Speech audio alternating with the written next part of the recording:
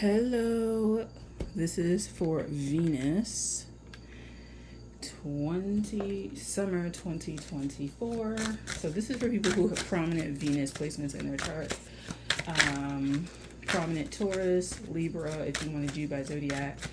This is like, I read by planet though, but people aren't on that wave yet, so I had to let them know.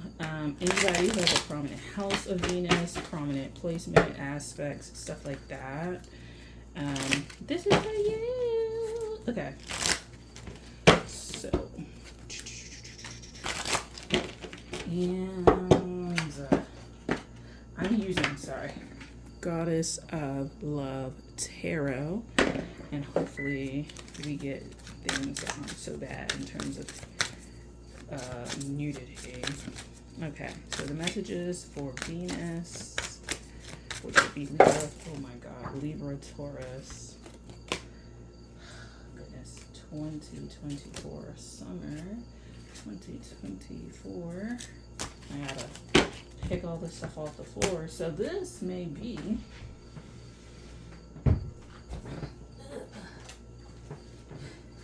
making mistakes is okay. It wasn't really a mistake. It was an accident. Funny enough, one of the first sentences, because I don't really listen, I can't really understand Spanish for real. But when I was learning it in high school, I watched this drama, and it was the first sentence that I remembered.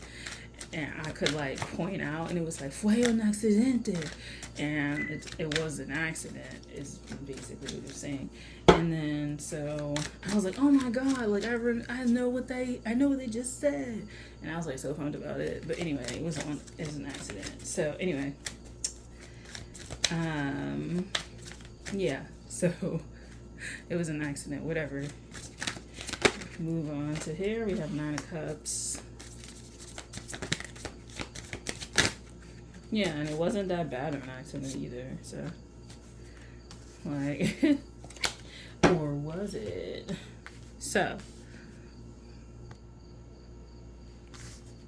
fue un accidente. Okay, so we have 9 of Cups, 10 of Wands, 5 of Pentacles. If you do have any mistakes, definitely work through that. Work through that idea of mistakes and what that means, and work through the idea of, like, trying to put things back together. There may be this idea that when mistakes are made, that they cause you to be at such a deficit that you can't like make up for it, essentially. So this is somebody who has done perhaps some things in their life they're not proud of, or like they've just been in like more negative spaces in life than positive sometimes, based on what they were like into at the time of their life. And there may just be this idea of like, can I ever, because this 9 of Cups, it feels incomplete, and it also feels like the pleasure that you got from them was that was like that old you was such like a high, but it like you paid the price for it essentially. But there's this idea of like nothing I do can like make up for that. So it may have been like really like bad stuff, but it doesn't seem like it's like on the realm of like harming other people like physically or something like that. Like it seems like it's more like harm to self that was done, and now there's like this reconciling of like everything is like irreparable, and there's such a fearless like vision of what's happening. It's almost like someone like self-harming their ego, or self-harming like self-harming their ego, or self-harming the part of them, or trying to harm the part of them that like did this bad stuff, and like not being forgiving and not moving on, and more importantly having the mental state of like I'm never going to recover from this. I'm never going to do better than this. I'm never going to, based on what I have done, like I don't deserve to move forward in life. And so that is a major message that's coming through. With the 9 of Cups, I'm going to go to that. Before I lose what I was going to say. With the Nine of Cups, it's like, oh, hi. My cat just came down.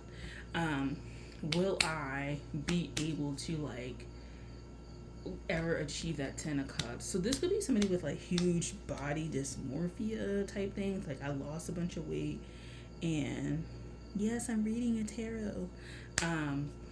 Somebody who has, like, body dysmorphia, they lose weight and they're, like, they still don't see, like, they're still dissatisfied. Or somebody who, like, goes under the knife and does, like, plastic surgery and they're still, like, not satisfied with what they see. There's just, like, there's a caution to not exhaust yourself, and financially also trying to, like, be this version of you that is steeped in this almost kind of thing. I don't know, maybe you don't need to be around mirrors. And for some of you guys who have tried to do mirror magic as well,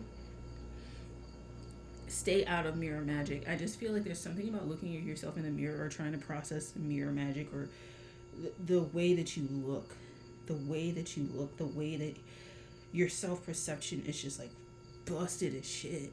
And I don't mean that in a rude way, but it's so busted because there's these little irreparable kind of things going through your head about how you look or how you'll be treated or something like that. And it's related to, I think, people doing actual cosmetic procedures, actually moving forward, actually doing that kind of stuff under the guise that if you did that stuff, yes, it would be pain, but you would move out of this. And what this Five of Pentacles and no other card that came after this is showing me is that there was a dream and it was not realized, and there is some issues that need to be taken care of as a result mentally of it not being resolved. I'm going to pull some more cards.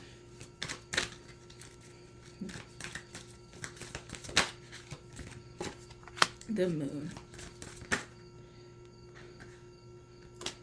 The Moon. Then we have Two of Cups. I can't really show these. Two of Cups, Four of Cups. Right. So we'll put them over there. But the Moon came out immediately after. And yes, where this comes from, the Maiden of Cups at the bottom of the deck. Where this idea comes from is, like, something very, it could be something that is very moon-like. So I don't know if you want to watch Moon. I don't know if they're related or not. But what you might want to do is kind of look into, like, the versions of you that, like, how have you wanted to be perceived in society? And whatever that is feels elusive, right? Like, the Moon feels, like, very elusive. It feels like something very tucked away, very secretive, but surprisingly illuminated, right? Surprisingly, like, well thought out, well crafted. But how much of that well crafted ness is, like, a false narrative, right? And how much of it can really be achieved? Are you even able to achieve this thing, right? Like, and the reason you may have set these things is, like, so that you could always be working on yourself to never achieve them, right? Because you will always be en route to this. With the Moon, it does seem like there's a vision of who you want to be that is elusive. And it feels like it's more physical than anything. So there's a magazine that you always wanted to look like, and you've always been dyeing your hair ever since, and you've never been able to get yourself to look like that. You've been dieting, never got yourself to look like that. You've been trying to fit yourself into, like, these molds, these societal molds, perhaps, these elusive molds that somehow have very, very large, with the Moon, very large archetypal meanings.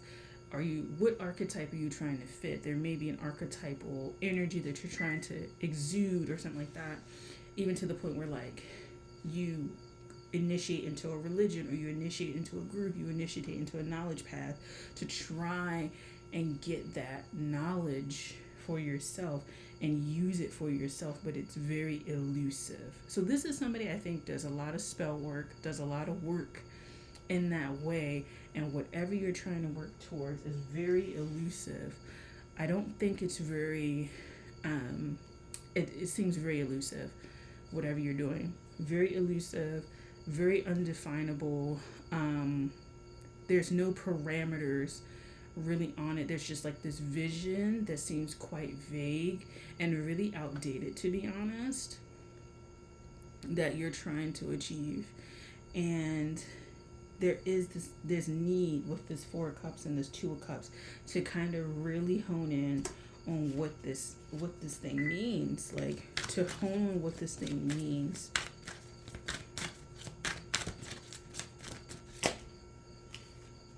So the Eight of Pentacles flipped out, and it flipped out in reverse. So there's been a lot of time like sunk into this, a lot of time energy, and we have Nine of Pentacles at the bottom. A lot of time and energy put into this, and it's money. So you could have been buying a whole bunch of candles. You could have been buying a whole bunch of candles. You could have been buying a whole bunch of stuff to facilitate this.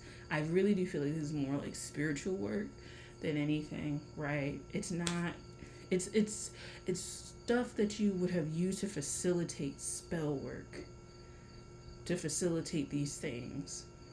And it hasn't been working, and there's just an elusive vision of what is supposed to happen that isn't working. And I just feel like there needs to be a revisioning of this vision so that you can make a decision. And I feel like also with this Eight of Pentacles in reverse and this Nine of Pentacles at the bottom, you need to like solidify what the ultimate end goal is about to be, like what it's supposed to be, and actually have some real solid parameters about what you're doing and where you're supposed to go so that you can achieve it. And there may be just some things you realize you've been trying to achieve that you can't achieve based on where you are as a person, or like should have never been like sought after in the first place. But it does seem like this elusive, oh, sorry, my cat hit this. This elusive thing that's happening, it needs to be sorted out and explored and figured out, and solidified with a proper, more healthy framework supporting it so that you can move forward with whatever work that you need to. I'm going to pull a Box of Emotions card, or a card of emotion. Yeah, the Box of Emotions. So, ooh.